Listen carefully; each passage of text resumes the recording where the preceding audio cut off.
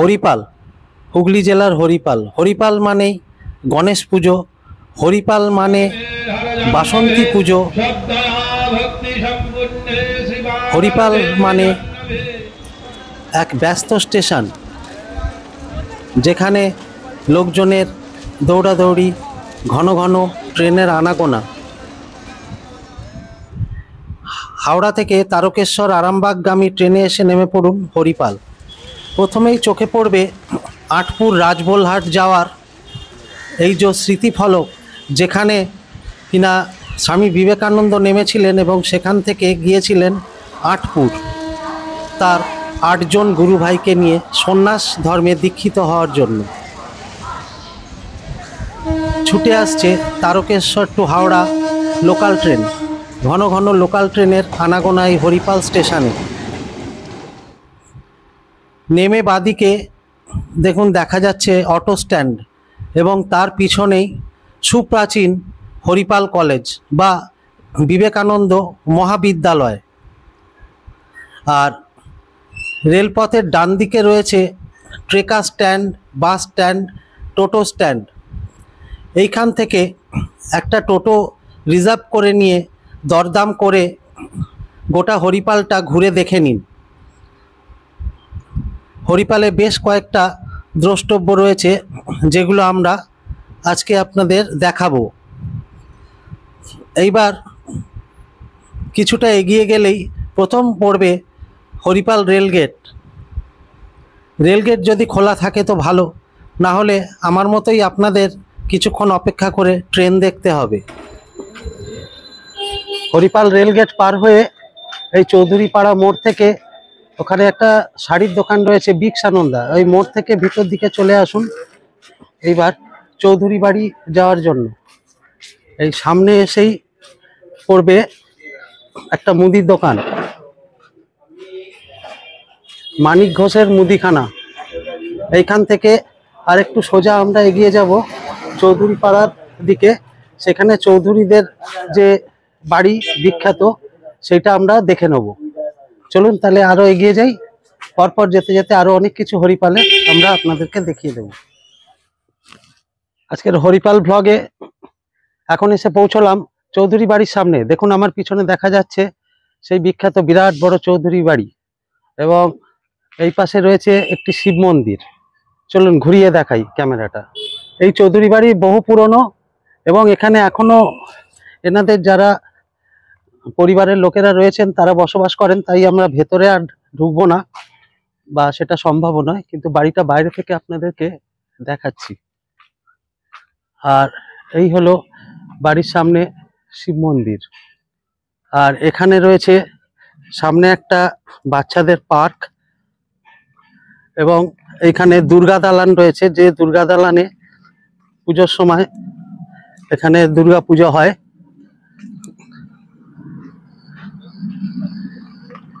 দেখুন ডাক্তার ভোলানাথ চৌধুরী ও আভারানী চৌধুরী স্মৃতি মঞ্চ লেখা রয়েছে, এইখানেই দুর্গা পুজোটা হয়। আর এই হলো একটা পার্ক যেখানে একটা স্লিপ রয়েছে, বাচ্চারা খেলাধুলো করে।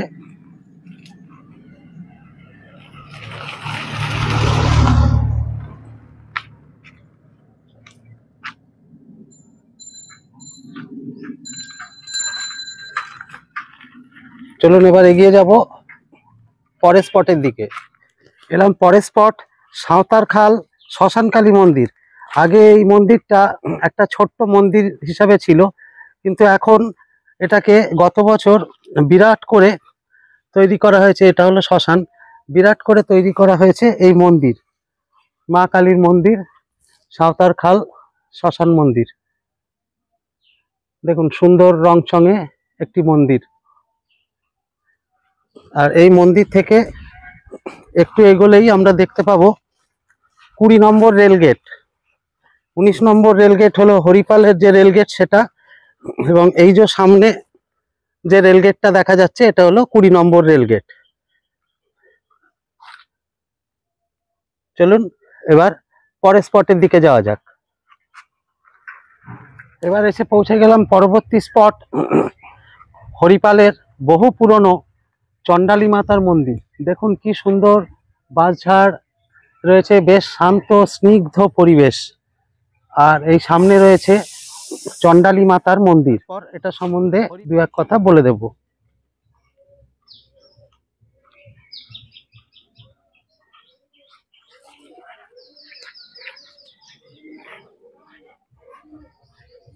এখন এসে চণ্ডালী মাতার মন্দিরে প্রবেশ করলাম।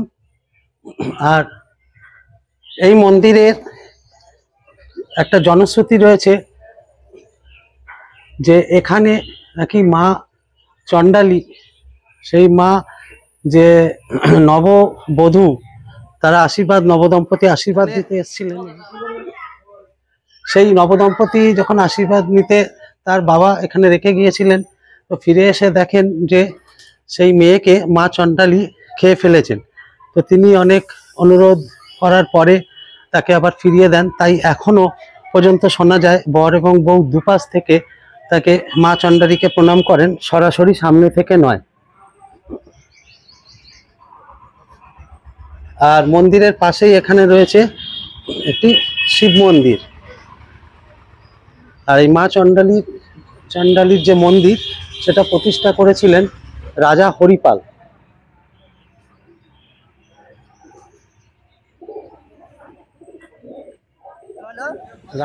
চণ্ডালী মার মন্দিরের সামনে কিছু স্থানীয় ছেলেদের সঙ্গে কথা হলো, তো তাদের কিছু বক্তব্য রয়েছে এই মন্দির সম্পর্কে, সেটা একবার আমরা শুনে নিই। এখানে মন্দিরটা করে দিলে খুব ভালো হয়, ঠিক আছে? তোর কি বক্তব্য আছে বল, বল না তুই, তোর কি বলা থাকে বল। এই মন্দিরটা উন্নয়নের জন্য আমরা চেষ্টা করছি, বলেছি এইখানে সদস্যকে, ঠিক আছে, করে দিলে একটু ভালো হয়। ভালো হয়, আচ্ছা ঠিক আছে। আর এই মন্দির কত বছর পুরনো? এইটা পুরনো বলতে মানে আমার বাবা দাদুরা কেউ দেখেনি, আমরাও দেখিনি।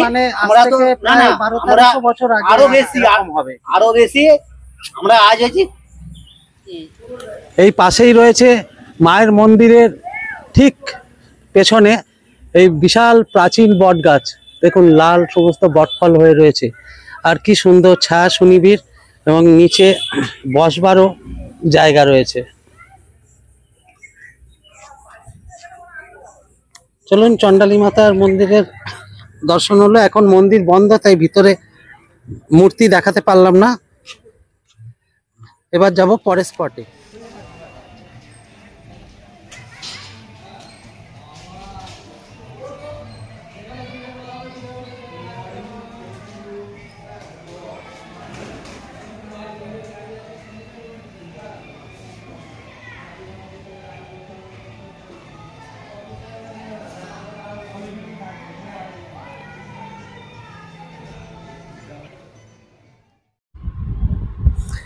এই হলো হরিপালের সুপ্রাচীন এবং জাগ্রত বুড়ো মায়ের মন্দির বা বুড়ো মাতলা বলে এই জায়গাটা পরিচিত। এখানে বাৎসরিক উৎসব হয় এবং প্রতিনিয়ত পুজো, এবং তার সঙ্গে পয়লা বৈশাখ, অক্ষয় তৃতীয়া এইসব উপলক্ষে এখানে গণেশ পুজো ইত্যাদি সব কিছুই হয়। দারুণ জাগ্রত এই মন্দিরে বেশ কিছুক্ষণ সময় কাটিয়ে যেতে পারেন, ভালো লাগবে। সামনেই রয়েছে একটা নাট মঞ্চ এবং তার পিছনে মন্দির, আর তার উল্টো দিকেই আছে শিব মন্দির, এবং সুন্দর করে ঘেরা, গাছগাছালি ভরা, বেশ শান্তির জায়গা। চলুন এবার যাওয়া যাক পরের স্পটে। এই হলো হরিপাল বড়বাজারে বিখ্যাত শীতলা মাতা মন্দির। এখানে মন্দিরে সময়সূচি দেওয়া রয়েছে, আর এর ভেতরে রয়েছেন মা শীতলা দেবী, কিন্তু এখন গেটে তালা দেওয়া রয়েছে, বেলা হয়ে গেছে।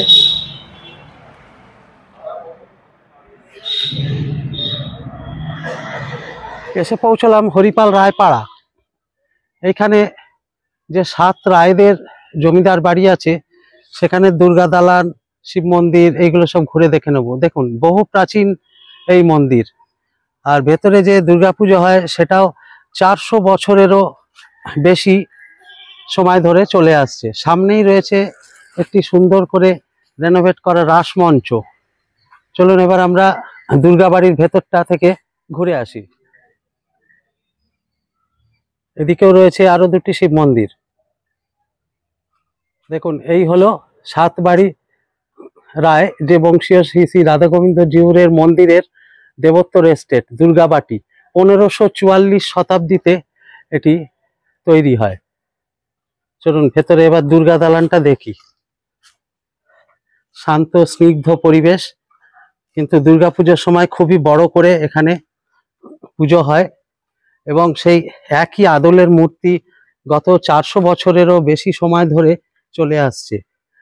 এই সব জায়গায় বিভিন্ন রকম বাজনাদাররা বসেন বা বিভিন্ন রান্না বান্না সবকিছু এখানে হয় এবং বলিরও প্রথা ছিল, এখন সেটা আপাতত বন্ধ হয়ে গেছে।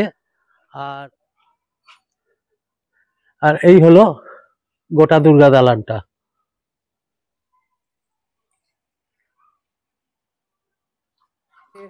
রাধা গোবিন্দ জিউর মন্দির এখন বন্ধ।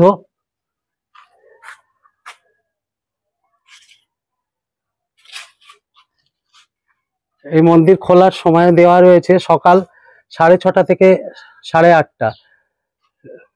গরমকালগুলো এই সময়, এবং বিকেলের দিকে 4:30 থেকে 6:30। সন্ধ্যের দিকে 6টা থেকে 7:30 হচ্ছে গরমকালে, আর শীতকালের দিকে 5:30 থেকে 7টা।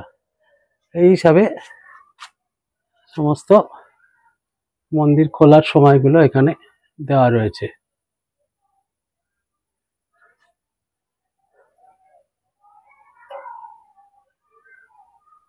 এসে পৌঁছলাম হরিপাল ঘোষপাড়ায় ষষ্ঠীতলার মাঠ। ওই হলো নবারুণ সমিতি ক্লাব, ওখানে বিরাট করে দুর্গাপুজো হয়। আর এই ষষ্ঠীতলার মাঠে বহু ফুটবল টুর্নামেন্ট হয়। এই হরিপালের ঘোষপাড়া যে নাম হয়েছে, এইখানে গিরিশ ঘোষের বাড়ি রয়েছে এবং সেই কারণেই হয়তো এই পাড়াটার নাম ঘোষপাড়া। এটা হলো পঞ্চানন সমিতি, ঘোষপাড়া পঞ্চানন সমিতির দুর্গা মণ্ডপ, বাঁধানো দুর্গা দালান, এখানে পুজো হয়। আর এরই পাশের গলিটা দিয়ে গিরিশ ঘোষের বাড়ি।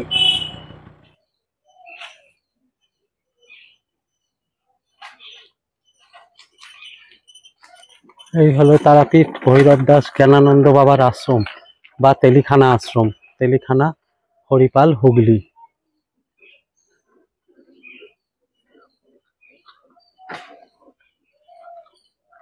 ওই দিকটাতে হচ্ছে শ্মশান, আর শান্ত ছায়া সুনিবিড় এই জায়গাটা পুরোটাই তেলিখানা আশ্রমের। আর এখানে তৈরি হয়েছে নতুন মন্দিরটি। এখানে সরস্বতী পুজোর দিন একটা অনুষ্ঠান হয়, প্রচুর মানুষ ভোগ খেতে আসেন।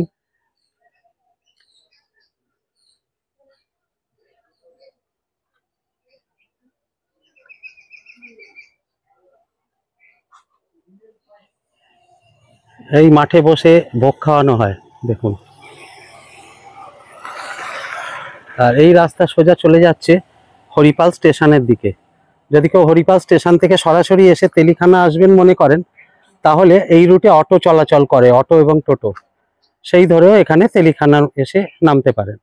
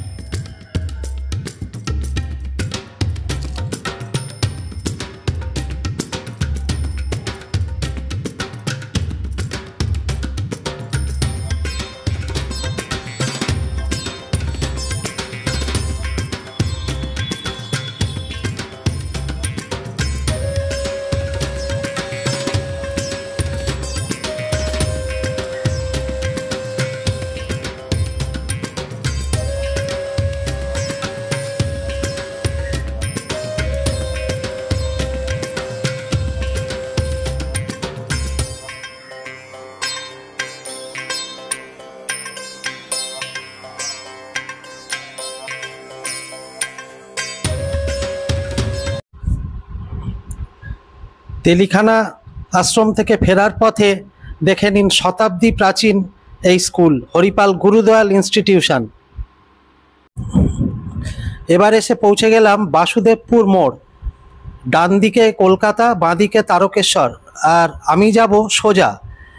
চলুন যেতে যেতে সবুজে ঘেরা এই পথ দিয়ে কথা হবে। যাচ্ছি এখন বলদবাদ বিশালাক্ষী তলা। কি সুন্দর আকাশমণিতে ঘেরা এই পথ দেখুন। এই রাস্তা সোজা চলে যাচ্ছে ভান্ডারহাটি হয়ে ধনিয়াখালির দিকে।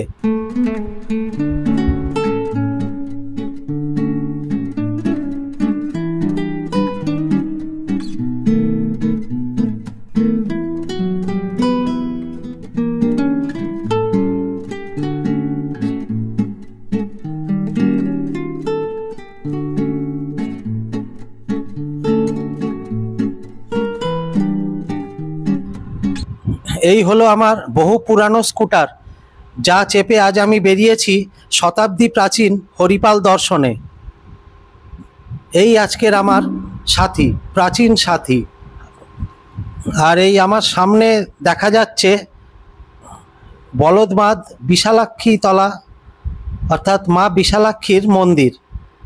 বিশালাক্ষী মাতা মন্দিরের ডিটেলস ভিডিও আমার চ্যানেলে আপলোড করা আছে, আমি ডেসক্রিপশন বক্সে লিংক দিয়ে রাখবো।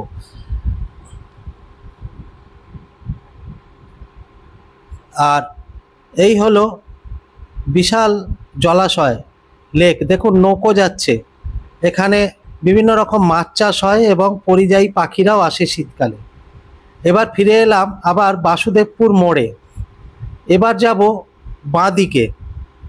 এসে পৌঁছলাম আমাদের লাস্ট ডেস্টিনেশন আরাধনা ট্রাস্ট। এটা এই কলকাতা তারকেশ্বর রোডের ওপরই পড়ে। আর জলযাত্রীরা শ্রাবণ মাসে, চৈত্র মাসে এই জায়গায় এসে রেস্ট নেন। এটা হলো আরাধনা ট্রাস্ট কেশর কুটির, গোপীনগর অঞ্চলের মধ্যে। দেখুন এইবার সারাদিন রোদের পর দূরে কালো মেঘের হাতছানি।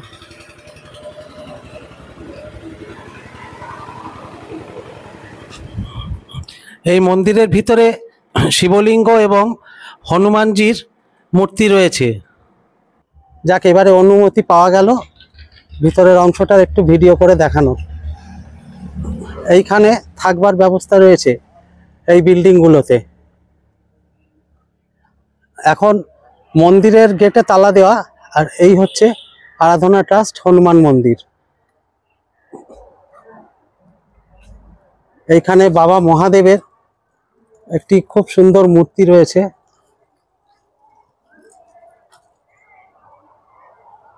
জলযাত্রীরা যখন শ্রাবণ মাসে আসেন এখানে বিনামূল্যে খাবার, চিকিৎসা ইত্যাদি সব কিছু, রেস্ট করার ব্যবস্থা থাকে।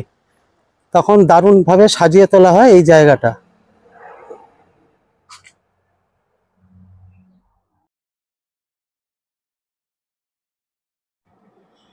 এই দৃশ্যটা শিবরাত্রির দিনে তোলা, যখন সমস্ত পুণ্যার্থীরা এখানে জল ঢালতে এসেছিলেন। সেই দিন এই ভিডিও ক্লিপটা নিয়েছিলাম, সেটা এই ভিডিওতে অন্তর্ভুক্ত করলাম, যাতে আপনারা ভিতরের দৃশ্যটাও ভালোভাবে দেখতে পান। এইখান থেকে দেখুন কোন জায়গা কত দূর লেখা রয়েছে জলযাত্রীদের সুবিধার জন্য। তারকেশ্বর ধাম 11 কিলোমিটার, বাবা লোকনাথ মন্দির 9, নন্দকুটি 7, শিবশক্তি 5, রামকুটি 2। এই সবকটাই এক একটা বিশ্রামস্থল জলযাত্রীদের জন্য, যারা তারকেশ্বরে জল ঢালতে যান। তাহলে আজকের ভিডিওটা এইখানেই শেষ করলাম। হরিপাল দর্শন কীরকম লাগলো বলবেন। আমার প্রাচীন স্কুটারে চেপে এই প্রাচীন হরিপাল দর্শন করতে বেরিয়েছিলাম আজ। হরিপালের মোটামুটি বিভিন্ন স্পট আপনাদের ঘুরিয়ে দেখাবার চেষ্টা করলাম। যদি ভিডিওটা ভালো লেগে থাকে তাহলে অবশ্যই একটা লাইক করবেন এবং কমেন্ট করে জানাবেন যদি কোথাও কোনো ভুল ত্রুটি হয়ে থাকে। আর চ্যানেলটা সাবস্ক্রাইব করে, ব্লগার সুব্রত আমার চ্যানেলের নাম, ব্লগার সুব্রততে সাবস্ক্রাইব করে আমার পাশে থাকার অনুরোধ রইল। আপনাদের সাবস্ক্রিপশান আমাদের যথেষ্ট এনার্জি দেয় আরও আরও আরও অনেক ভিডিও তৈরি করার। তো অনুরোধ রইল সাবস্ক্রাইব করার। আর ততক্ষণ সবাই ভালো থাকবেন, সুস্থ থাকবেন। আগামী ভিডিও দেখার জন্য অপেক্ষা করবেন, খুব তাড়াতাড়ি নিয়ে আসবো। ধন্যবাদ।